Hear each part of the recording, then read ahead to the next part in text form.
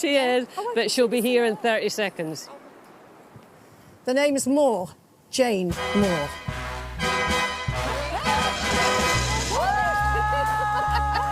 Is it a pink bird or is it Jane Moore? Look at your arms!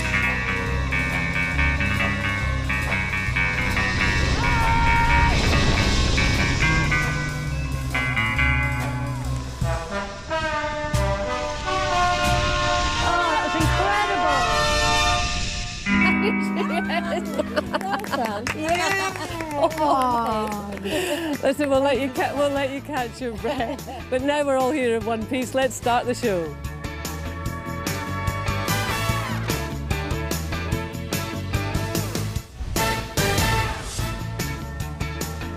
Wow! Welcome to Loose Women today from the picturesque Eden Project in Cornwall to mark World Earth Day. They've let us out, girls! Yay! But we might have left the studio, but we still have our usual blend of fiery debate, emotional chat over the next hour. Coming up, Michaela Strachan joins us ahead of Spring Watch's return and reveals why we should all be a little bit dirtier. I'm here for that, absolutely. And as the world's population grows, would you forgive your children for not having children of their own in order to save the planet? Or would you be upset about missing out on grandchildren? And do you remember this? Oh, for heaven's sake, Roy, give me a hand. Mrs. Bishop, no, you can't be serious. Just watch me. Yay! As we remember Corrie's Emily Bishop, of course, her days as an eco-warrior. You remember it, don't you, girl? How headstrong are you? But isn't this place just something else? Do you know what? It genuinely has been an ambition of mine for years to come here. Yeah, and me I was too. so thrilled when they said that we were coming. Yeah. I know, it's anything I imagined and more. It's quite incredible. And it really does feel like a rainforest, and it's starting to have an effect on your hair. I know. And I'm going to drink. I'm being dripped on. So I'm like, just over the next hour, our hair is going to go What all are they over going the to be place. like? But I wish people could smell it, because it's really earthy, isn't it? Well, I know, I'm glad they can't, because it's doing something to her. I that get earth- gets you going. I love forest smells. I know, she keeps going on about, oh, that smells awful earthy. But I mean, Jane, what an entrance. oh, hey, my big entrance. Yeah. Did you get butterflies or not? No, do you know, I absolutely loved it. Oh, it was amazing. brilliant, Yeah. It was so amazing to just, like, go over the rooftops, and it was a bit disconcerting at the beginning because you're just, like, hanging over a precipice and then they just push you. You looked hilarious, I have to say. Do you not have just even a minute or second of what the heck am I doing here? No, because, do you know what? They were so professional and really thorough about all the harnesses and all the checks. So, you know, my logical brain, if I think nothing can go wrong, I'm fine with it. Not for me. Well, your logical all brain the is tea. very impressive, but how is your pelvic floor doing? Well, I'm doing the exercises right now. This place was first, I think, ground was broken, is that the right term, 1998. So it's just a year older than us on Loose Women. Nice. And it's remarkable to think that this was apparently quite a barren clay mine. Clay mine? I mean, look at the change in like 25, 26 years. And the whole theme of it is transformation. So we're going to talk about some of these things today and what we can do to kind of change. And here's something that you might not like, I have to say. There is a movement in America called, wait for it, the Voluntary Human Extinction Movement. Okay. Right? And basically it's saying that having a child, and there's lots of them over here, don't be near them off camera, we've clearly got a school They didn't get the memo, did they? We've got a school trip in, haven't we? They're going, oh, look at them. Yeah, so apparently having a child is one of the most... Impactful on the planet. Impactful, thank you. Yeah. And one of the best things you can do is don't have kids and help save the climate, the planet. I mean, I've heard this discussion before, and obviously this is very different to people that can't have children for different circumstances. And this is a choice of opting out because you have this climate anxiety, as some people have termed it. And I think, you know... What about climate conscience, maybe? Yeah. I mean, I think if my kids decided they didn't want to have children for that exact reason, I would, of course, support them. You know, autonomy over their body is really important. But I think if I'm honest, there's a really selfish part of me that would be disappointed because I want to be a grandparent, but I know that's not right. It's human feelings. It's their choice, but deep down... What, at your age, with your kids the age they are, I hadn't even thought about it at your age. It hasn't come up at all because my kids are as young as 6 and 10. So it's not a conversation that maybe might be happening in, say, your household. It's not happening in mine, but when it does, I will always support what they want to do with their adult lives because, you know, they're going to be of that age by the time they talk about that. You still would like... Yeah. It's true. Instinct. Do you just I just think, you know, if you had £1 for every 19-year-old that says, I'm never going to have children, you'd be very, very wealthy indeed. I think most of us at that age, you sort of... It's not something that's in your conscience, is it? So, irrespective of whether it's about climate change or what, I think, you know, what they say now is not necessarily what they might feel at the age of 32. And also, if you aim for human extinction, I mean, where does the planet go? Yeah, because you do need some level of human existence, surely, to just kind of like, you know...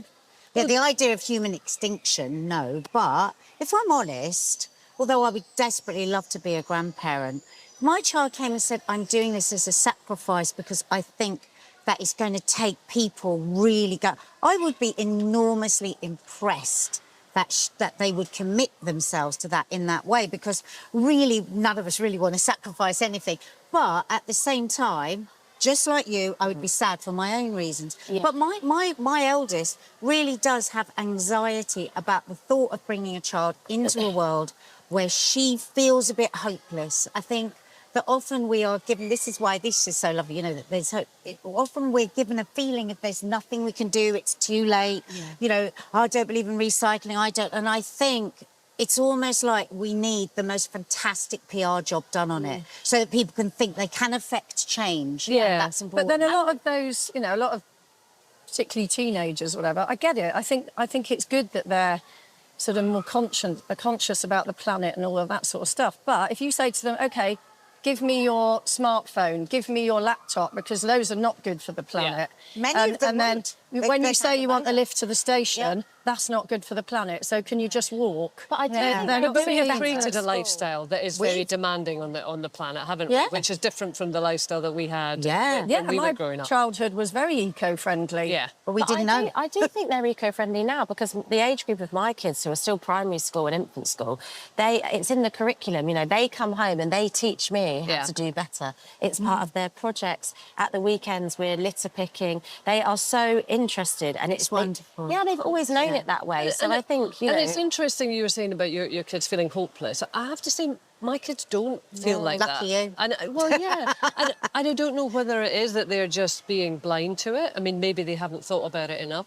But I think they have actually the optimism and sometimes arrogance of youth that they think that they can change things. And, I mean, if you think of our generation grew up, maybe not you, Katie, terrified of nuclear oblivion. You know, we grew up in that kind of post-Cold War. Do you remember the pamphlets that came through the door about getting under the kitchen table? Absolutely. Well, the millennium. Do you remember the New Year's Eve millennium night that everything's going to shut down and end? Yeah. And here we are in a different age, and absolutely we're going to have to make changes. But... Well, my kids have got... Not in the future. They need to be made, and right now. But I mean, they do make changes. Yes, but when you hear from Katie, whose children are younger, that is already being... You know... That's the norm. Climate change needed the same PR as COVID did. We're getting into very different waters there. But anyway, listen, I don't know about you, but I need a wee break. And I'm because, boy, I'm loving it. It is getting very steamy in here. Still to come, we're actually going to ask, are your bedroom activities good for your partner and the planet? Some simple tips to keep both satisfied in just a moment. Yes, I know, don't look nervous. And we're getting a bit nostalgic after the break. What are you doing, Jean? I'm clearing up. I'm being dripped on here. We're going to be reflecting on our childhood holidays and asking if stay-at-home breaks are always the best thing. So grab yourself a 99 and we'll see you very soon. No more working for a week or two. Fun and laughter on our summer holiday. No more worries for me or you.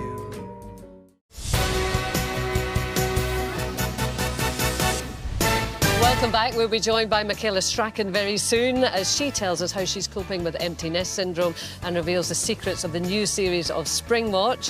Now we are here in the fabulous Eden Project today, which of course got us thinking about family holidays. So we'll be giving you a good bit of nostalgia coming up next. We're also going to be getting a little bit steamy, as if we weren't already. But we'll be sharing our bedroom tips. I'm not sure you'll want to hear them. But first, you'll be feeling hot if you win the competition. Here are the details. It's a brand new week and we have a brand new competition up for grabs. It's time for the ultimate summer bonus. We're giving you the chance to win an incredible £10,000 every month for 6 months. Let me repeat that. A terrific £10,000 a month in extra cash will be transferred into your bank account every month for 6 months. But what's it like to win big with ITV? It was amazing. I was in total disbelief. Couldn't believe what was going on. But yeah, totally exciting. It gives us the comfort as we move forward and be able to pay off some of the mortgage, buy a new car and treat the kids. Remember, we have a guaranteed winner for each of our competitions and you really could win £10,000 a month for 6 months. Get those entries in now for your chance to win. Text WIN to 86060. Text costs £2 plus 1 standard network rate message. Go to the website. Entries cost £2. Call 09068 786060. Calls cost £2 plus your network access charge. Or post your name and phone number to DY17 PO Box 7558 Derby DE1 0NQ. Entrants must be 18 or over. Lines close on Friday the 17th of May at 3 p.m. Good luck. Now, generally, it's better for the environment, isn't it, to have a stay-at-home holiday? So, Nadia, in recent years, you have become such a fan, haven't you, of particularly Cornwall? Well, I love Cornwall. I mean, I'd love to live in Cornwall. I love it here so much.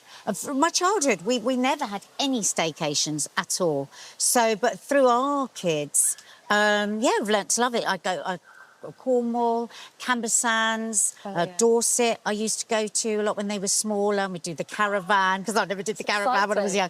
And there's so much more I want to see. I'm dying to go to Wales, to Ireland, to Scotland. That amazing time that we had driving through the Highlands. Cool. Oh, it was just beautiful. So I feel I don't want to lie in a sunbed anymore and get a tan for 10 hours. You know, it's funny, though, that you are doing it the other way because, you know, your dad, as an actor, you were away, and now you're discovering stay-at-home holidays, whereas for most of us, like when you were kids, Jane, you know, stay at home was what you did. We never went abroad. So my entire childhood was basically mostly camping in Wales. Oh, and if you haven't been to Wales, you've got to go to the Gower. The Gower Peninsula is stunning. Stunning. So I did a lot of like being in a very small tent pinned to the side of a mountain. Well, that doesn't sound nice. I don't want to do. Trying to a villa. Trying not to slide out of the entrance of the tent. As a child, yeah, with a big rock in my back. You know. But anyway, do you remember those toilets? What was the Sani toilets the or Sani something? toilets. Yeah, well, you'd just go outside, wouldn't you, when no one was looking? Bit of a nature wing. Did you? Yeah. I love weeing outside. Oh, no! Oh, I love it. Oh, no. That's the thing I like about camping now. We don't camp, but I'm like you. We came to Cornwall last year with the kids on holiday. Although I have to say, it's not the same as when I was younger. It might have been seen as a more affordable option. I think it can be quite expensive now to holiday in the UK. But depends, you can get really cheap. Depends how you do it. Yeah. But we grew up very similar to you. You know, we were always going to Kent. We'd go to Broadstairs Beach, Deal, off to Margate, to all the arcades, all the traditional stuff with the donkeys, Punch and Judy. Some of my best memories as a kid. So we never got as far as, because obviously you're living in Scotland. Cornwall's a long way away from Scotland. There are a lot of these south coast resorts. So, I mean, for us, it was Blackpool. And Blackpool was the most glamorous place on earth. They had the illuminations along the front. We'd never seen anything like it. They had all the big shows. I mean, like really fancy big shows in Blackpool. Candy Floss, the Pleasure Beach, donkeys on the sand, which I don't think we do donkeys on the sand anymore. No, not allowed. Oh my God, it was fish and chips. The first night Mark and I got together, I've just remembered, was in Blackpool. Oh, really? I kept thinking, Blackpool. Yeah, that's what it was. This is a honeymoon place as well, Blackpool. Oh, is it? My grandmother lived just outside Blackpool in a place called Fleetwood, and my childhood is defined by doing 900-hour car journeys on the motorway in the time when no entertainment at all. No tablets. You know, no tablets, no, you know, back of seat DVD or whatever you see in some cars. My Little Lies. And now it's like, you know, so it was like I Spy for 6 hours or You'd have red cars, I'd have blue cars. You got points for which colour you saw. Oh, my God. Kids still do that? Yeah, girls' names beginning with that with our kids. Yeah, stay still. Yeah. But even with your little ones now? No, I mean, they have their tablets and they'll do that for a little bit and then they will enjoy doing games like that. So, yeah, it passes the time, doesn't it? Especially if you're coming all the way to And I love going on a caravan holiday. Yeah. When I was a kid, you know, I used to go with my friend Mandy to Towin. They had a fixed caravan, very posh. Was that posh? And we used to go to the campsite disco. Oh, it was just fantastic. Absolutely loved it. I only experienced all this in later life, and It's I love great you it. can pick And it my up friends then. go, "You're going in a caravan," but you see, missed out on it as a kid. I love it. It's the adventure. My worst caravan, I think I said before, it was me and a few girls, we went away, and it was somewhere really remote in Scotland, and this caravan would be talking it up anywhere in there, and it started to move at night. Oh, I'd freak out. And it was going like that. It was a dark night, and then all we had was, It's the wind. Oh my God, we were terrified. And eventually I was nominated to find out what this was. We thought, you know, it was going to be some horror movie. And it was a big Highland cow going, whoa. I think I'd still be starting the joys of a staycation, the surprises. Talking about things that go bump in the night, your nocturnal activities, because everything we can look at in a sustainable way, can't we? Biodegradable condoms now, apparently, are something we do. Turn off the lights during sex. Yeah. Does anyone have them on? Well, I don't know. The lights on. Turn the heat down to share bodily warmth. Yeah, that's the quite heating on good. upstairs, just cost of living And a crisis. controversial one, and I know you're fond of this, Nadia, don't shower together. No, shower together. Shower together. Yeah, but the trouble is with showering, I mean, I can't I mean, when I think back to those times when I would, you know, I would shower with somebody. Now, what does that Because mean? you've seen it in some movie and then you get in there and you're just like, you're trying everything and you're just like... What are you doing? And it's just uncomfortable and you just feel like an idiot. Well, hang on, Jane needs an explanation. Are you talking about having intimate... No, we're just talking about showering together to washing yourself. Not actually... Saving money. Oh, just to wash. Yes. I don't know where your mind was going. Edible condoms. I thought we were still Saving there. money on the hot shower. Oh, no. Oh, my God. The shower is the only place I'm on my own and I don't have to do anything and I don't have to answer anyone.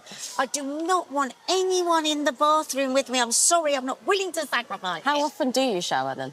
Every day. I love water. I have to have got into water every day. It's not about... You don't need to. No, I know. Apparently, having a shower 2 or 3 times a week's enough, and it might be better for you. And baths cost an absolute fortune. Apparently, if you have a bath regularly, it can cost you more than 500 quid a year. Is that right? Yeah. I didn't realise that. Okay. I can't remember the last time I had a bath. Me neither. To overwash is bad for your skin and your hair. I really It can believe dry that. the oils out in your hair, can make your skin more dry and sensitive. So, Well, try telling my teenage girls that, because, I mean, they would have 2, 3 showers a day if you let them. Yeah, but then they tell you off for leaving a light on. Well, I wish they Not didn't do hers. that. No. I don't think mine have woken up to the climate crisis yet, actually. I must tell them about it when I go home because it seems to have passed them by. Yeah. Oh, no, they're clean freaks, aren't they? Yeah. Not you and your tin bath back in the day, Yeah, Jane. well, that's it, exactly. I say to my girls, I always say, well, I had a very eco-friendly childhood, thank you very much. We had a tin bath, came in on a Sunday I don't know night. if I believe you. Honestly, only posh 100%. people have a shower, don't you And think? I was Ask them lucky because I was an only child, so I didn't have to go in the water after 6 siblings. So I had the water to myself. But every Sunday night was bath night, and the rest of the week it was a flannel wash in the sink. And those awful showers that we had, that you went just quickly because it would go hot, cold, so it's about 2 seconds. But these big what are they called? Rainfall showers. It's not really trendy. I mean, we trendy. stick to like Sunday night is hair washing night because it's school in the morning. Yeah. I'd probably bath the feel kids cosy. every other day. Yeah. Not every day, I was all for letting my kids get dirty because it's good. I think it's actually, if you're cleaning all the time, I don't think you're building up resistance. As I always say, it's really good to be dirty. You've got to say it right. Coming up, oh, hang on a minute. I think I can hear our next guest descending. Look up there. It is the lesser spotted Michaela Strachan. I'll be down in a second.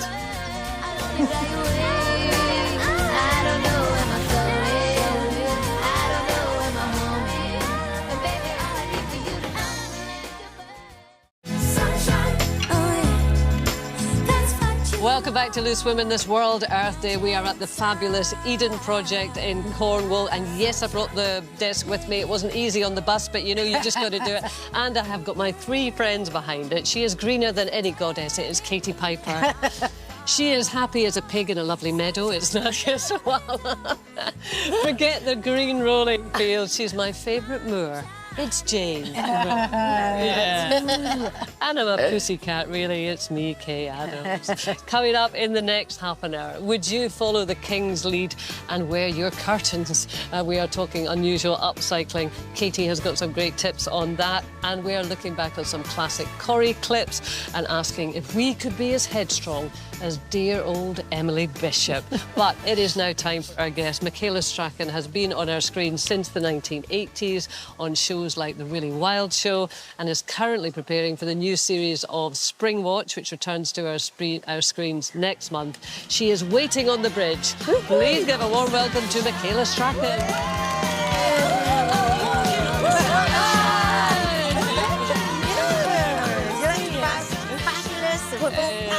This is a wonderful place to be, I feel very at home here, as you can imagine. You must be happy as a clan in this place, yeah? I don't know if happy as a clan.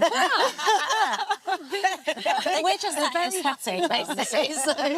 Yeah, I'm very happy here. Do you know, I came here when it first opened years ago. Did you? Yeah, and I can really see the difference, because obviously the plants were not as big then. Yeah. And it's gorgeous, isn't it? I know, I mean, when they told us that, like, 25, 26 years ago, this was a clay mine, you know, there was not a green shoot to be seen, and now you have this. It's remarkable. But listen, I got in such trouble the last time you were on Loose Women because you were telling this amazing story about how a worm had burrowed under your skin.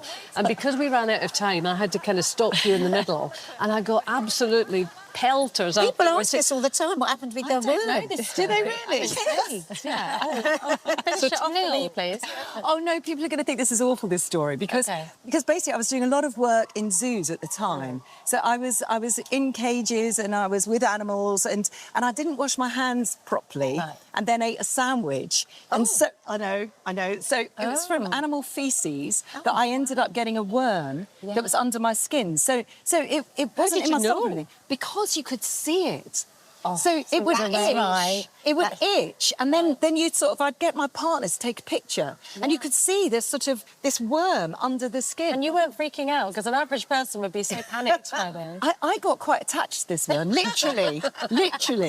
And we gave it a little name, you know, William the Worm. And so I had some worm tablets to try and get rid of it. Didn't touch it. Still was there 6 months later. Oh my God! So were you getting symptoms of weight loss or feeling unwell? No, because it didn't affect me in any way. Okay. It was a symbiotic relationship between me and the worm. You know what? Where's the tissues? This is quite beautiful. The world. So it wasn't an intestinal Not an worm? intestinal worm, Right. no. So It was that's just a why worm. it's not. Is he still with us? No. I then took double dosage of worm tablets. I had to end the love affair between me and the worm. I know, and it disappeared. But most of the time you couldn't see it. But every time it came up to the more the surface of the skin and I'd start scratching, that's when I knew it was around. I'm going to use this story to make my kids wash their hands before dinner. It's celebrating for you. You really do walk the walk, Michaela Strachan. That is a very cool story for a wildlife presenter. Oh, by the way, happy birthday. Just a couple of weeks ago, 58. 58. Yeah. How did that feel? I celebrate my birthdays. Yeah, good. I think anyone that's been through a cancer scare tends to celebrate and thinks, I'm here, I'm healthy, I'm fit, I can do the things I want to do. I can go hiking when I want to because I'm still fit and healthy and well. Absolutely. And it's amazing, because you say you don't actually think now about having had breast cancer. It's 10 years since I had breast cancer. But you have a friend, you lost a friend recently, didn't you? I did, which is really poignant because her diagnosis was very similar to mine. And so it's a very poignant thing that 10 years later I'm still here and we lost her last year. That's such a stark reminder, isn't it? Whilst people get caught up in age and other people's lives are actually stopping, and you think that, it's a privilege to age. It is a privilege to age, Yeah. and I think we've got to change the narrative about that. And instead of all trying to look like we're 20 years younger, then let's just accept the fact that we're getting older a little bit. I mean, that's easy to say, isn't it? I feel the same. I feel joyful that I'm going to be 60 this year. It's like it's a privilege, isn't it? Yeah. But as I say, instead of looking at those lines in the mirror and going, oh, I've got lines. Say, great, I've got lines. That shows my story. Well, that's the thing, not that caveat of, oh, you look great for 60, because we shouldn't say that. 60 is what it is, and it's great to be alive, Do you think also the fact that you have... I'm not 60 yet, but can I just say that? I'm aging you, sorry. wrong with being 60. No, but the fact that so much of your life has been around nature and the natural world, I wonder if that also gives you a more kind of philosophical view of things, because, you know, it means so much to you, doesn't it, the natural world? And I definitely go to the natural world for answers sometimes. And when I think we so overcomplicate our lives, and then you look at other species that, their whole purpose of life is to survive, to feed themselves, and to procreate. I'm not saying that that's the whole purpose of our life. We could just go back to that. It's also dog eat dog, isn't it? The animal world. It's very brutal. There's no sort of concessions. Oh, my goodness. I tell you, when we do the watches, that's when you realise just how brutal wildlife can be. I mean, we've had situations where we've had, two lovely little chicks in the nest, and then the one that was slightly older will start pecking the other one to death and then kick it out of the nest because it wants to survive. I do that to her sometimes. I was going to say, it sounds like the showbiz world. So when you're doing, like, Spring Watch is coming up soon, so what's the reality of that for you? Are you stuck in a little hide somewhere watching? No, I mean, it's very much like you guys. Our studio setup is outdoors. I mean, it feels like you're outdoors here, but we really are outdoors in the elements, whatever they are. And often it's all the camera team that see the exciting stuff for real, and we, like the viewers, are seeing it on the screen, and then we're narrating it. Right. So, sometimes it is frustrating because I think everyone thinks that we are out there and experiencing it all, and actually... Yeah, I think I do, actually. I've just realised. But totally, when I see you, that's what I think of. Is it the 20th year? Next year, we're celebrating the 20th anniversary. So, it's good, isn't it? In this day and age, how many years has Loose Women been going? 25. 25 years in September, I think it is, actually. I grew up watching you on The Really Wild Show, so it's, like, incredible to see somebody so passionate about something, doing it all this time for their career. Everyone hopes to be doing something that they really believe in. I know. We're all lucky, aren't we? Because we're doing something that we really enjoy. And my passion has grown with the programmes that I've done. Which is, and it's amazing to still be doing them. And so do you bring this into your lifestyle? I mean, do you live, like we were talking about showering earlier. I mean, are you an everyday shower, bather, or do you try?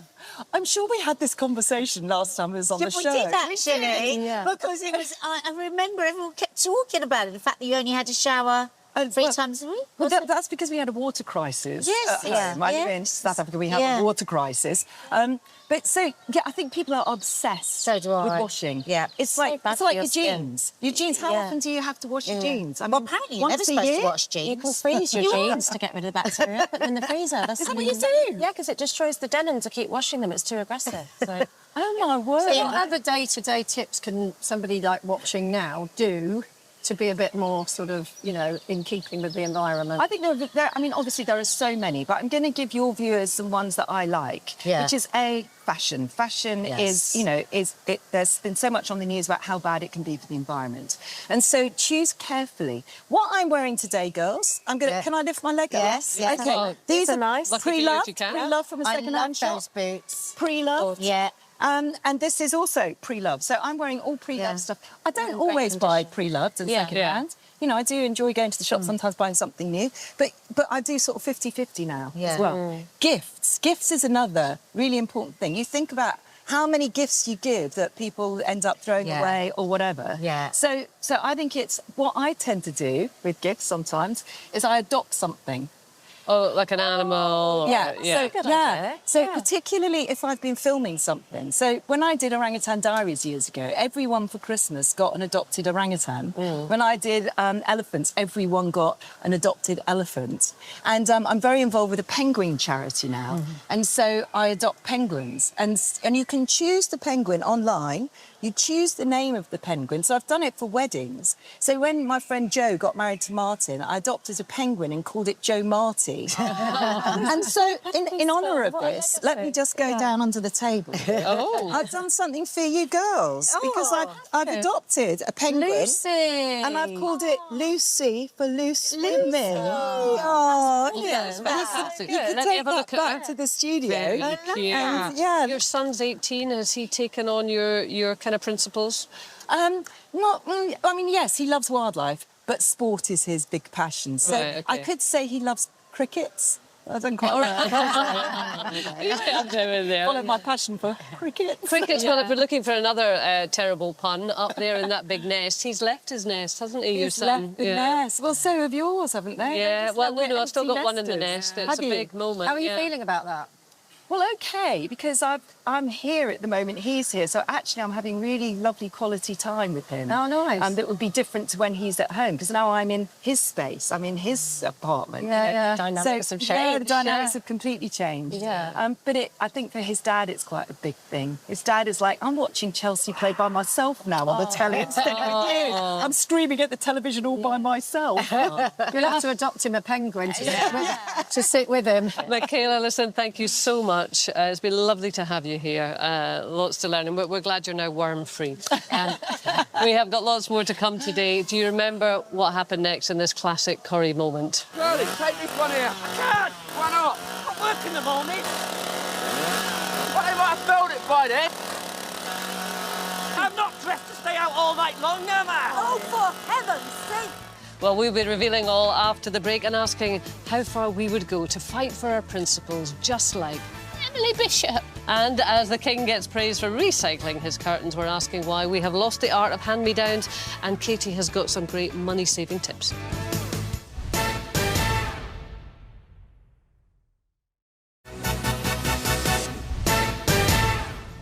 Hello again. Still to come, with the cost of living crisis continuing to bite, we're asking why we have lost the tradition of hand-me-downs.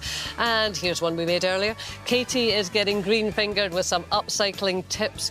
And before the break, we asked you what happened next in this classic Corrie moment. Curly, take this one here. I can't. Why not? I work in the morning. What if I filled it by then? I'm not dressed to stay out all night long, am I? Oh, for heaven's sake, Roy, give me a hand. Mrs. Bishop, you can't be serious. Just watch me. Yay! Well, that was back in 1998, just about the time that this place actually was being built. Emily Bishop turned eco-warrior with nephew Spider. I remember it really well, actually, to save the red wreck. She got out there and she nailed her colours to the mast. How headstrong are you is the question, and my eyes fall on you, Nadia, for some straight... Yes! Am I headstrong? Yes. Depends what you're... Yeah, I mean, I can become quite impassioned, I suppose. I can become quite impassioned. Yeah, but I really admire it in people that really commit. I don't think I'm a great sacrificer. I really do admire people that do. Like, you know, I have some... Yeah, I've got a friend that is a true eco-warrior, and she is totally prepared to sacrifice things. And I don't think I am a full-on sacrificer. I like my comforts. I try. Yeah. But I think that kind of commitment where people 100% commit themselves to things, I think is amazing. Yeah. I mean, obviously, there are people, when we're talking about the climate crisis discussion, who absolutely commit themselves. I suppose what I find difficult, and it's just my nature, I always think, well, but what about this, and what about this, and what about that, and what about this? So I tend to take a more kind of 360 view of things, which can sometimes paralyse you and you don't actually do something. Do anything. Doing nothing. You're too busy thinking about it and you're not actually doing anything. I think it's more also about, you know, whether it affects you directly. So, you know, the clip we've just seen, obviously they were saving a local amenity. Yeah. And it's like, if it's something to do with your local A&E department or your local school, then you're probably more likely to be a lot more passionate about it than if it's the more general thing of, you know, something a bit more ethereal. Yeah. I'm definitely not as... I don't know if you two will notice this, because I guess you've known me for 25 years. I don't feel that I am as kind of fiery as I would have been 25 years ago. I'm much more likely to kind of let things... You or taught pick yourself my out battles. things. I pick my battles. Yeah. Whereas when I was younger, it was like, show me the battle. You know, like, and I'm in there. So I feel I've kind of mellowed a bit. I've gone the other way, I think. I think I get more committed and more impassioned about things. And I never think I do enough, but I definitely do find myself more and more. It's strange. Yeah. Well, I see us all, you know, I talk about everyone at home, we're all powerful individuals because we've got more of a voice than ever because of our own platforms, our own social media. So I always think, even if I feel overwhelmed by a topic and, you know, what can I contribute? I'm this one tiny person. Like, actually, a lot, because you set an example. And, but you're hugely committed to what you're doing. You really make changes for people. I couldn't sit here and say in the sense of eco, but I would say in the sense of diversity around disfigurement. You know, I started off as one patient from a burn unit, and I've been able to, you know, collectively in a community go on to carry on talking about that. Perfect example of it. Yeah. I mean, obviously you've helped so many people in doing what you have done. Has it also been a rewarding process for you? Because it must have been difficult at some times. Were you tempted just to put your head under the duvet? Yeah, of course, in the early stages when it was a bit of a solo fight, but that was for a very short time, because I think you see the good in society where lots of people feel the same and come together. And I think any movement, it may be started by one person, but it's always a collective group of people. So, I mean, I try to take it into my everyday life in an eco sense. And, you know, my kids encourage me, I encourage them. The upcycling thing becomes a hobby and an activity with them, trying to keep them busy in school. I get my kids to go on marches and stuff and feel like that they've got something to say. I let them take the days off years ago. I let them take the day off school and go on a march. That's because I think it's great for kids to feel like not to feel so powerless. Well, you go back to Greta Thunberg. Yeah. You know, who was one young girl, I don't know what age was she, 15 or something? And she certainly sparked a movement, and whatever anybody thinks, the conversations that have come out of her actions have been incredible. And her commitment at that age and her eloquence and everything, extraordinary. Yeah, no, absolutely. Anyway, you talked about upcycling, we're going to talk about that in a bit, but it is competition time first. It's a brand new week and we have a brand new competition up for grabs. It's time for the ultimate summer bonus. We're giving you the chance to win an incredible £10,000 every month for 6 months. Let me repeat that. A terrific £10,000 a month in extra cash will be transferred into your bank account every month for 6 months. But what's it like to win big with ITV? It was amazing. I was in total disbelief. Couldn't believe what was going on. But yeah, totally exciting. It gives us the comfort as we move forward and be able to pay off some of the mortgage, buy a new car and treat the kids. Remember, we have a guaranteed winner for each of our competitions, and you really could win £10,000 a month for 6 months. Get those entries in now for your chance to win. Text WIN to 86060. Text costs £2 plus one standard network rate message. Go to the website. Entries cost £2. Call 09068 786060. Calls cost £2 plus your network access charge. Or post your name and phone number to DY17 PO Box 7558 Derby DE1 0NQ. Entrants must be 18 or over. Lines close on Friday the 17th of May at 3 p.m. Good luck. So recycling, but not just any recycling, recycling by royal appointment. Now, this is apparently King Charles, I was about to call him Prince Charles again, but I've got it there. King Charles has taken curtains from Buckingham Palace and Windsor Palace, I think. Windsor Castle. So I've got this image of him up a ladder, taking down his curtains, all the dust falling on his little face. Well, it gets even better because apparently all that material has been remade as suits and things and different kind of dresses. Oh, you're not impressed, Jane? You're not impressed? Come on, how many houses have they got? About 48 million houses. Is that not what this suit is then, no? No. But I guess it's trying to kind of demonstrate that you can reuse things. And, God, you're a great crafter and sewer. I have upcycled for donkey's years. I mean, both of my kids have been brought up to go to charity shops. We love going to charity shops and finding a gem. And then because I can sew, they'll quite often go, well, I like this skirt, but I don't like the length, so I'll alter the length for them, I'll alter the waistband, whatever. Yeah. Right. And you love it then, Katie, are you...? Yeah, I do. I mean, there's definitely the sort of treasure hunt element of finding something and either making good of it or actually transforming it. You know, I'll do that with the kids, where we had a little box that we bought and it had all its original hinges and locks on it. And the kids got, like, you know, manual sheets of sandpaper. They sanded it down. They had some stencils, I think, of ballet dancers, and they painted those on.